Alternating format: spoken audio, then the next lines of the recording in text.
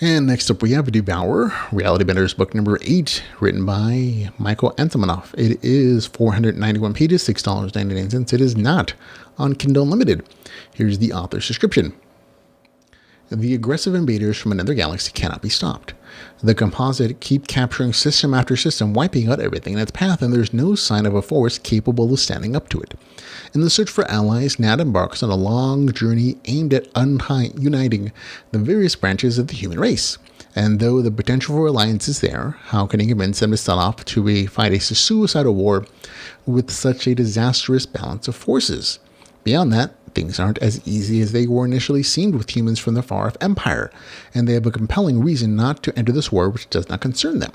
There's also the status of sole ruler of humanity at stake, which is not the kind of achievement that can be shared, and that means one of the human leaders will have to back down. Okay, so there's definitely some teasing plot lines in that novel description about things that are developed here, and I'd say easily the first half of the story really deserves some kudos, at least for me. It brings in characters and forces from another of the author's series, the Perimeter Defense series, which is officially done in its own right. And this entry takes place I think decades after that last book in that series. But you're going to get to see characters you enjoy, the main character of that series returning, and additional other side characters that you may or may not liked. And they're definitely taking a huge half a story, cameo in this. And I think they're going to be a regular returner as a potential allied force. But even if you haven't read that series, there's still enough setup from the last book and this one that you can appreciate that they're an interesting faction all on their own. But for me personally, because I've read that other series and I really enjoyed it, it was nice to see those characters came out. I'm always a sucker for a cameo or a crossover when it happens with characters in series that I love. So this was definitely up my alley.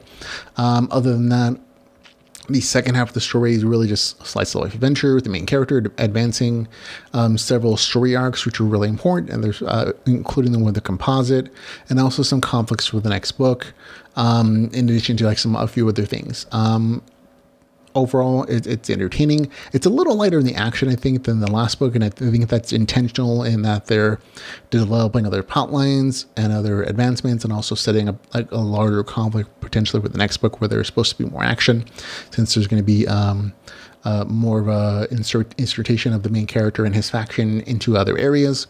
But for me, it definitely got extra kudos points because it incorporated very nicely characters from another series from out there that I really enjoyed, the Perimeter Defense series. So overall, good read for me. Good score 7.7 out of 10. That's Devourer, Reality Benders book number 8 with a score of 7.7 out of 10.